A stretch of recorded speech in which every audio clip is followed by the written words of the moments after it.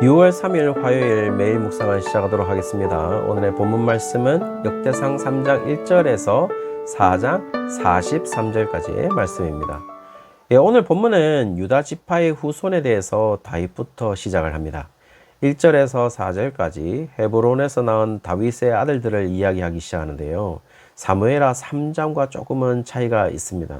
그러나 그것에 대해서 문제 삼을 이유는 없어 보입니다. 지금 저자가 이야기하고 싶은 것은 4절에 보시면은 헤브론에서 7년 6개월을 다스렸고 예루살렘에서 33년을 다스렸다는 표현은 이 사무엘하 5장 5절에서 가져온 것으로 보이는데, 이 헤브론에서 7년 6개월 동안 유다를 다스렸고 예루살렘에서 33년 동안 온 이스라엘과 유다를 다스렸더라라고 하는 이 표현에서 가져온 것으로 보입니다. 물론 이 온 이스라엘과 유다라고 하는 것을 말하지는 않고는 있습니다. 그것은 지금 역대기 저자는 다윗은 처음부터 온 이스라엘의 왕이었다는 사실을 이야기하려고 하는 것으로 보이는 것이죠. 5절에서 9절까지는요, 예루살렘에서 낳은 아들과 이 딸들을 기록하고 있는데요. 특이한 상황은 사무엘하 5장에 나타난 것과 차이는 있습니다. 그 또한 문제 삼을 이유는 없어 보입니다. 특이한 것은 솔로몬의 어머니의 이름이 기록되는데요. 암미엘의 딸 바수아라고 이 사무엘하 11장 3절에서 말하는 엘리암의 딸이요 햇사람 우리아의 아내 밧세바라고 기록하고 있어서 밧세바임이 분명한 것으로 보입니다. 그러나 밧세바를 취한 불미스러운 일을 기록하고 있지는 않습니다. 분명한 의도는 있어 보입니다. 이 일을 정당화하고자 하는 것이 아니라 이 족보를 계속해서 한 사람에게로 향하게 하고 있음을 볼 수가 있죠. 심지어 마태복음의 그 예수님의 족보에서 다윗 다음에 솔로몬이 나타나지만 누가복음의 예수님의 족보에서는 다윗 다음에 나단이 기록되고 있어서 지금 이 둘이 모두 기록되고 있고, 지금 역대기 저자의 목표는 다윗에게서 나중에 한 사람에게 향하고 있기 때문에 중간에 위치한 다윗의 후손들은 나중에 한 사람을 위한 과정에 있는 자들이고, 그 과정의 역할을 감당한 사람으로서 이 밧세바를 취하고 있기 때문에 그 불미스러운 일을 다시 떠올리게 하는 것은 저자의 의도와 멀어지기 때문에 비슷한 이름으로 기록한 것으로 보입니다. 이런 저자의 의도는 10절에서 16절에 이 솔로몬에서 시작된 유다 왕의 이 계보로서 시드기야까지 기록하고 있는데요. 북이스라엘 왕보다는 나은 왕이 있다고 하지만은 선한 왕보다는 악한 왕이 훨씬 많았고 소망을 볼 수 없을 정도였고, 결국 시드기야를 마지막으로 남유다가 멸망하게 됩니다. 그럼에도 불구하고 17절에서 24절까지의 그 남유다의 마지막 왕이 시드기야 전에 여고냐의 아들들을 기록하고 있습니다. 이들을 기록하면서 17절에 보시면은 사로잡혀 간이라고 표현한 것을 보면 바벨론 포로로 잡혀갔다라는 사실을 기록하면서 여전히 다윗 가문을 보존하시는 하나님의 언약적 모습을 말하기 위해서 기록하고 있는 것으로 보인다는 것이죠. 그래서 마태복음의 저자는 1장 12절에 바벨론으로 사로잡혀 간 후에 여고냐는 스알디엘을 낳고라고 기록해서 역대상 3장 17절과 유사하게 기록한 것은 상당히 놀라운 사실입니다. 따라서 역대상 저자 또한 하나님은 반드시 자신의 언약적 역사를 이어감에 있어서 반드시 약속을 지키심을 이야기하고 있는 것이죠.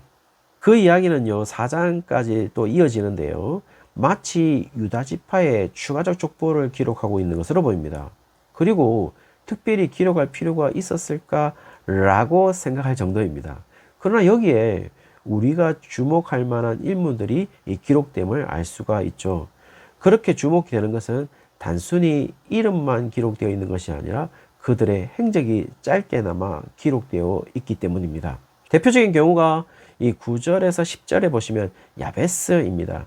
이 본문은 우리에게는 브루스 윌킨슨 박사와 이 데이비드 컵이 저술한 이 베스트셀러 이 야베스의 기도라는 책 때문에 더 알려지기 시작했죠. 이 야베스라는 이름은 야베츠라고 해서 슬픔, 고통이라는 의미입니다. 그래서 어머니가 수고로이 낳았다고 말하면서 고통 중에 낳았음을 의미하기 위해서 어머니가 지어준 이 이름입니다.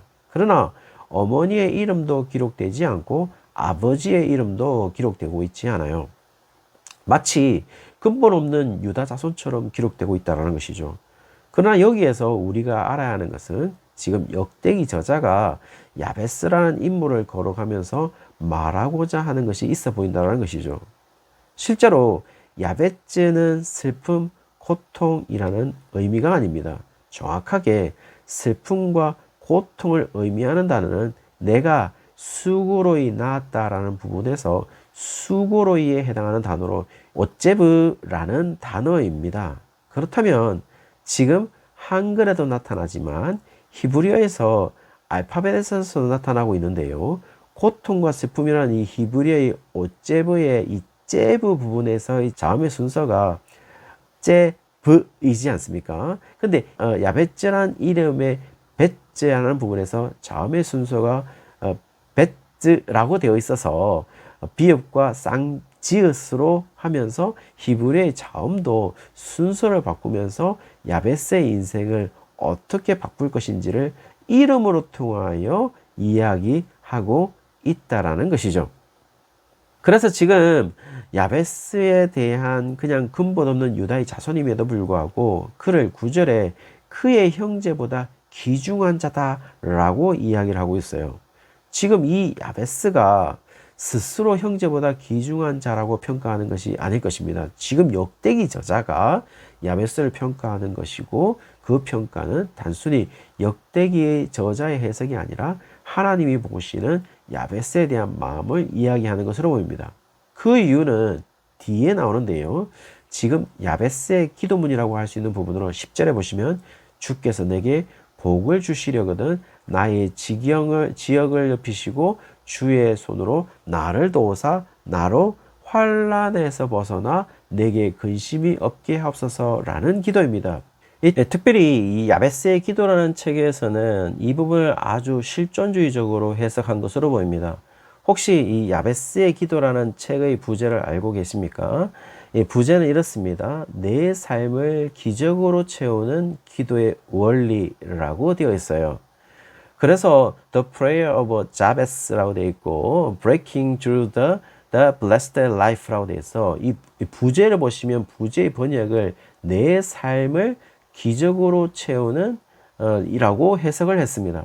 물론 이해가 됩니다. 왜냐하면 저자는 꿈과 비전을 가질 것을 이야기하면서 사업을 확장함에 있어서 주저하지 말고 도전할 것을 이야기하기 때문에 이렇게 번역을 했는 것으로 보여요.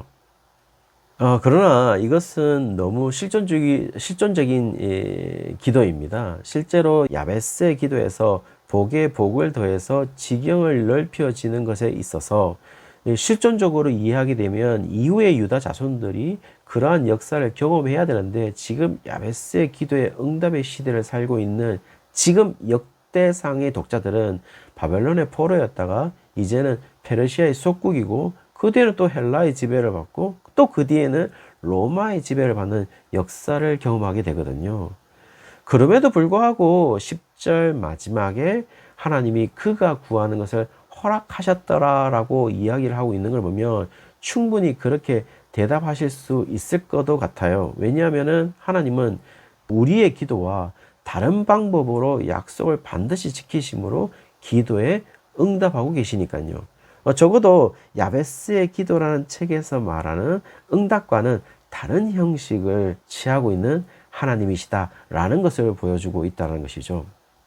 23절까지 우리가 잘 알 수 없는 유다 자손의 계보를 기록한 것은 분명 역대상을 읽는 독자들에게는 정말 만약 기원전 5세기에 역대상이 기록되어 읽혀졌다면 독자들은 여전히 바벨론의 지배에 이어서 페르시아의 지배를 받는 하나님의 백성들이 보고 있다면 말이죠. 여전히 하나님이 자신을 구원하시는 역사가 끝나지 않았다는 사실을 알리면서 너희가 근본을 알 수 없는 하찮은 존재들이 아니라 야베스에게 했던 것처럼 귀중한 자라고 우리를 삼아주시면서 소망을 심어주고 있음을 알 수가 있는 것이죠. 그런 의미와 비슷하게 24절에서 42절까지 갑자기 북이스라엘 지파 가운데 시므온 지파를 언급하기 시작합니다. 사실 영토적인 위치는 북이스라엘에 속할 수 없습니다. 왜냐하면 유다 지파 안에 기업을 얻은 지파이기 때문이죠. 그러나 가나안 입성 시에는 유다의 인구는 76,500명이었지만 시므온은 22,200명에 지나지 않았어요. 그러나 기록을 보면 그렇게 우습게 여길 지파로 기록되지 않습니다. 41절에서는요, 히스기야의 종교개혁 시에 시므온 자손들이 힘을 얻어 영토 확장을 하는 것을 알 수가 있고, 42절에 보시면 세일산까지 간 것으로 봐서는 상당한 영토를 정복한 것으로 보입니다. 그리고 시므온 자손이 지금 역대상 저자가 기록하는 당시까지도 거주했다고 기록하는 걸 보면 지금 가장 연약하고 자신의 땅도 기업을 겨우 받을 그 지파가 하나님이 어떻게 인도하는지를 보여주고 있고, 소망이 없는 시대를 살고 있는 하나님의 백성들에게 반드시 하나님은 약속을 지켜서 하나님의 백성들을 회복시킬 것임을 이야기하고 있다는 것입니다.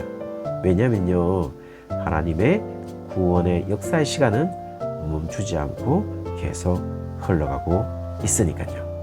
오늘 하루가 이 시간 속에 살고 있음을 믿고 살아가는 날이 되기를 주의 이름으로 축원합니다.